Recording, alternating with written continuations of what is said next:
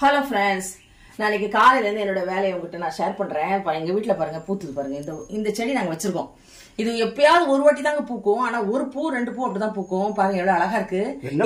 இது வந்து மல்லி, அடுக்கு மல்லி. எப்படி இருக்கு பாருங்க, ஒரு பூ வச்சாலே போதும். அடுத்தது இது ஒரு வெரைட்டி, அப்புறம் இது ஒரு வெரைட்டி வச்சிருக்கேன். இது இப்ப இந்த பூ எல்லாம் சீசன் இல்ல போல, 1-2 அப்படிதான் பூக்குது. சரி, இந்த பூ உங்ககிட்ட காமிக்கணுன்றதுக்காக தான் இதை உங்ககிட்ட ஷேர் பண்றேன். அடுத்தது நான் இன்னைக்கு என்ன செய்ய போறேன்னா, சாம்பார் தாங்க வைக்க போறேன். முருங்கைக்காய் போட்டு சாம்பார். அதுக்கு முருங்கைக்காய், கத்திரிக்காய், வெங்காயம் அங்க இருக்கு, எடுக்கல. அடுத்தது முருங்கைக்காய் போட்டு சாம்பார் வச்சுட்டு கத்திரிக்காய் மாதிரி கிரேவி மாதிரி பண்ணலாம் அப்படின்னு எடுத்து வச்சிருக்கேன்.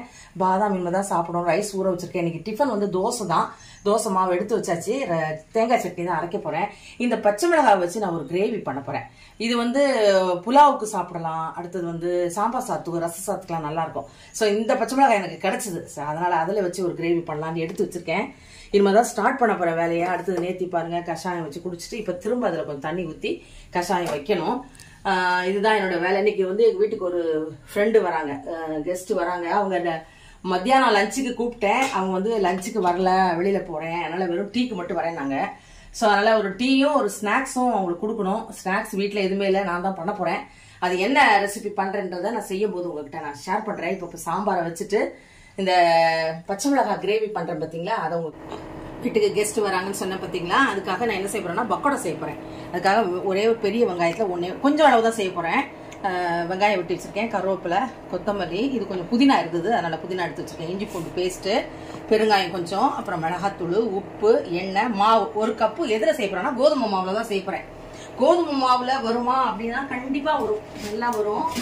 அதுதான் நான் வந்து செய்யறதுக்காக எடுத்து வச்சிருக்கேன். ஃபர்ஸ்ட் நம்ம என்ன பண்ண போறோம்னா, இந்த வெங்காயம் இருக்கு இல்லையா, இந்த வெங்காயம், அப்புறம் கருவேப்பிலை வெட்டி வச்சிருக்கிறது எல்லாத்தையும் இதுல போட்டுடலாம்.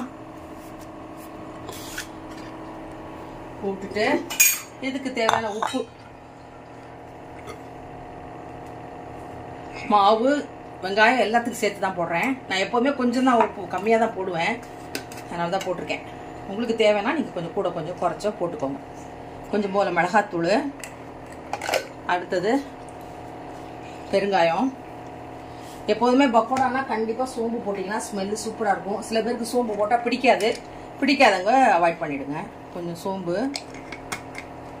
அப்புறம் இஞ்சி பூண்டு பேஸ்ட் என்கிட்ட இருக்கு, அதனால நான் அப்படியே போட்டுக்கிறேன். உங்ககிட்ட இஞ்சி பூண்டு பேஸ்ட் இல்லை அப்படின்னா 2 துருவி கூட போட்டுக்கலாம், ஒன்றும் நல்லா இருக்கும் அதுவும். அடுத்தது இதை வந்து நல்லா அப்படி பிசைஞ்சிக்கலாம். எல்லாம் இதுல வரட்டும். நல்லா அப்படியே சூடான எண்ணெய் ஊற்ற வேண்டாம், கொஞ்சம் போல எண்ணெய், 1 ஸ்பூன் வச்சுக்கோங்களேன்.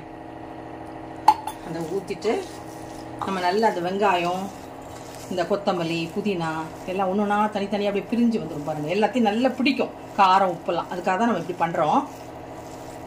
சில பேர் என்ன பண்ணுவாங்கன்னா எல்லாத்தையும் போட்டுட்டு அதுக்கப்புறம் இந்த மாதிரி பண்ணுவாங்க. இந்த மாதிரி பண்ணி பாருங்க, ரொம்ப நல்லா இருக்கும். அடுத்தது நான் அந்த மெஷரிங் கப்புக்கு 1 கப்பு கோதுமை மாவு எடுத்துருக்கேன்.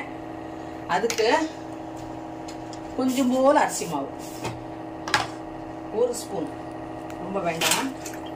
இந்த ஸ்பூன், என்னோட ஸ்பூன் இருக்கு பார்த்தீங்களா, இந்த ஸ்பூனுக்கு 1 ஸ்பூன். உங்ககிட்ட கொஞ்சம் பெரிய ஸ்பூனாக இருந்துச்சுன்னா 1 ஸ்பூன் எடுத்துக்கோங்க. இப்போ நம்ம எல்லாமே போட்டாச்சு.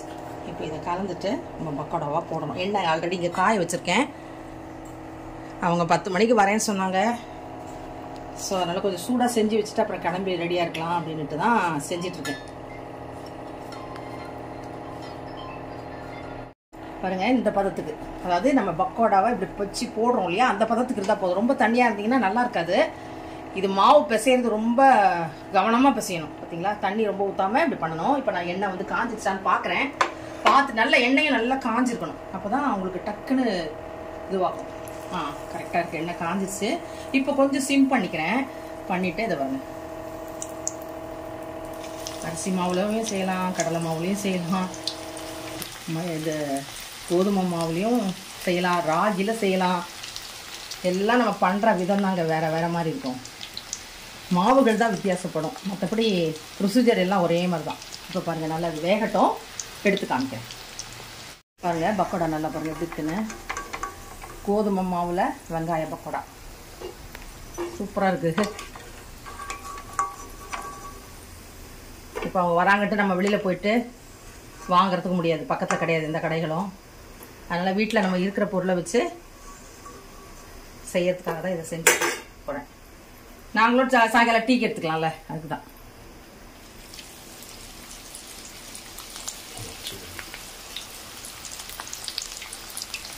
அடுத்து இதெல்லாம் போட்டுட்டு உங்கள்கிட்ட காமிக்கிறேன்.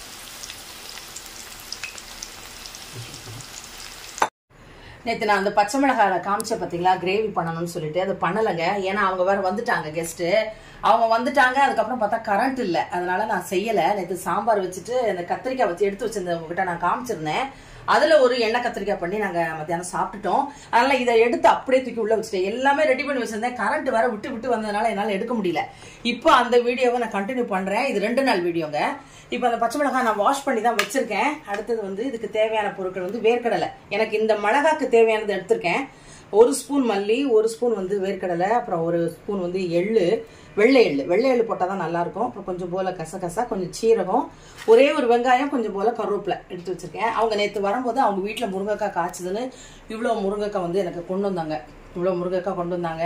சரி, அதை இனிமேதான் வெட்டி உங்ககிட்ட காமிச்சிட்டு அதுக்கப்புறம் வெட்டி உள்ள வைக்கலான்ட்டு எடுத்து வச்சேன். இது வந்து நம்ம வீட்டில் காய்ச்ச பாவக்காய். ஒன்று தெரியாமே இருந்திருக்குங்க, பழுத்துருச்சு. சரி, அதையும் நான் பறிச்சுட்டேன். இப்போ நான் வந்து ரசம் தான் வைக்க போறேன் இன்னைக்கு. அதனால ரசம் கொஞ்சம் புளி ஊற வச்சிருக்கேன். இப்போ இதெல்லாம் வந்து ட்ரை ரோஸ்ட் பண்ணணும். எண்ணெய் ஊற்றி வறுக்கக்கூடாது. வெறும் கடாயில போட்டு வறுத்து வச்சுட்டு அதுக்கப்புறம் அரைச்சிட்டு அதுக்கப்புறம் எப்படி நான் வந்து இதை தாளிக்கிறேன்றதை உங்ககிட்ட நான் சொல்றேன். அதுக்கிடையில இது என்ன பண்ண போறோம்னா, அந்த பச்சை மிளகாய் வந்து கொஞ்சம் போல எலுமிச்சம்பழம் சாரும் கொஞ்சோண்டு உப்பையும் போட்டு வச்சிட்டோம்னா இதுல வந்து இது காரம் இருக்காது. இல்லைன்னா கொஞ்சம் கசக்கிற மாதிரி இருக்கும், காரம் இருக்கும். ஆனா இந்த மிளகாய் காரம் இருக்காது. ஊசி மிளகாய் மாதிரி இருக்கு பாருங்க, அதுதான் ரொம்ப காரமா இருக்கும். இது காரம் இருக்காது. அதனால இது காரத்தை எடுக்கிறதுக்காக இதுல நம்ம வந்து கொஞ்சம் போல லெமனும் கொஞ்சம் உப்பும் போட்டு இப்படி புரட்டி வச்சிடலாம். ஏன்னா நம்ம அந்த ட்ரை ரோஸ்ட் பண்ணி அது பொடியை அரைச்சிட்டு வர்ற வரைக்கும் அது நல்லா ஊறிட்டு இருக்கட்டும். இப்போ நான் இதை ட்ரை ரோஸ்ட் பண்ணிடுறேன். இது பாருங்க, ட்ரை ரோஸ்ட் பண்ணி வச்சுட்டேன். இப்போ வந்து அதே கடாயில நான் எண்ணெய் ஊத்திருக்கேன். நம்ம இந்த பச்சை மிளகாவும் எலுமிச்சம்பழம் உப்பு போட்டு ஊற வச்சோம் இல்லையா, அதை அந்த எண்ணெயில போட்டு நம்ம வந்து ஒரு வதக்கிக்கலாம். இதுல நடுவில் கீரிக்கணும், இல்லைன்னா உங்களுக்கு பச்சை மிளகாய் தெரியும், உங்களுக்கு வெடிக்கும். அதனால நடுவில் கீரிக்கோங்க. கீரிட்டு இப்போ எண்ணெய் ஊற்றி இந்த எண்ணெயே நம்ம தாளிச்சுக்கலாம். மீதி எண்ணெய் இருந்தால் இதில் நம்ம தாளிக்கணும். இதை நல்லா வந்து வதக்கி எடுத்துக்கலாம். கொஞ்சம் ஒரு அரை வேக்காடு வதக்கி எடுத்துக்கலாம். இது கூட வந்து நான் ஒரு பத்தை தேங்காய் வச்சு அரைச்சிப்பேன். அதை நான் உங்கள்கிட்ட சொல்லலை. வேணும்னா தேங்காய் வச்சுக்கோங்க, வேண்டாம்னா தேங்காய் அவாய்ட் பண்ணிடுங்க. அதனால தேங்காய் வச்சுட்டு அரைச்சிப்பேன். பாருங்க, இந்த பதத்துக்கு நம்ம வதக்கி எடுத்துக்கலாம். இப்படி வதக்கிட்டாங்க உங்களுக்கு காரம் இருக்காது மிளகாய்.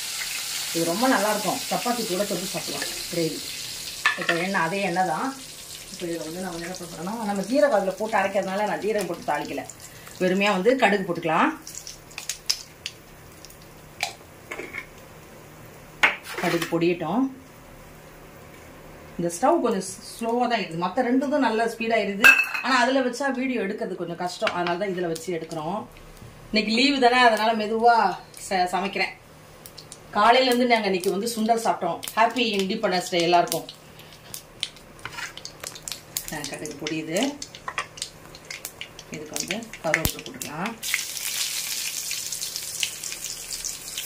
அடுத்தது வெங்காயம் வெட்டிட்டுல வெங்காயம். இது நல்லா வதங்கட்டும். இது வதங்கிட்டே இருக்கட்டும். அடுத்தது நம்ம எடுத்து வச்சோம்ல, அது கூட ஒரு தேங்காயும் போட்டிருக்கேன், ஒரு 10 தேங்காய்.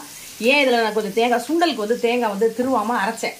ஸோ அதனால் அந்த தேங்காவே அதில் இருந்தது. அதனால தான் நான் அதோடய அரைக்கிறேன். இப்போ நம்ம எடுத்து வச்சிருந்த பொருள் கூட நம்ம என்ன பண்ண போகிறோம்னா, கொஞ்சம் போல் புளி. இதுக்கு நம்ம தக்காளி போடலை, அதனால கொஞ்சம் போல் புளியை வச்சு அதில் அரைச்சிட போகிறோம்.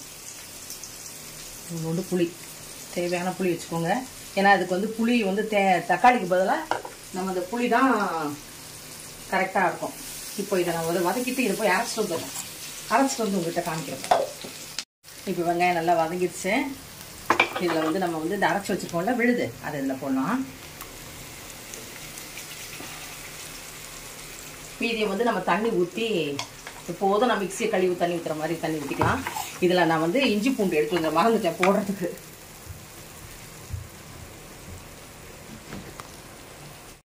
அதில் 1 ஸ்பூன் இஞ்சி பூண்டு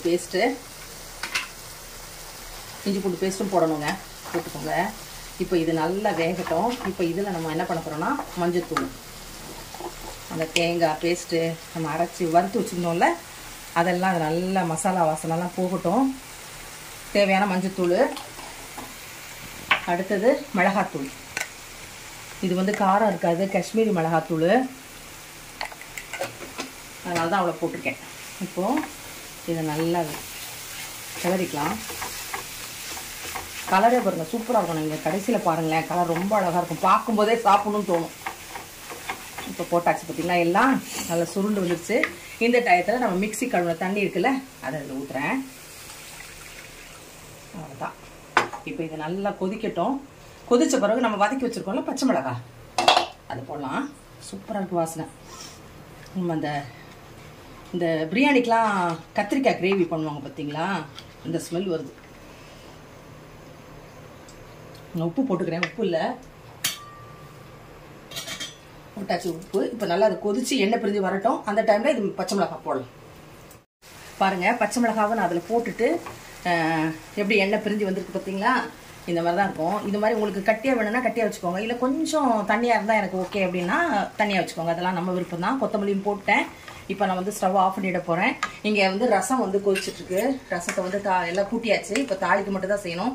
அப்புறம் சாதம் வைக்கணும், அவ்வளோதான். இன்னைக்கு வெரி சிம்பிள் தான். வெறும் முட்டையை உடைச்சும் போட்டு சாப்பிட்ருவோம். இதுதான் என்னோட ரெசிபி. நான் நேற்று செய்யறேன்னு சொன்ன ரெசிபி இதுதான். செஞ்சு காமிச்சிருக்கேன். வீடியோ பாருங்க, பார்த்துட்டு எப்படி இருக்குன்னு சொல்லுங்க.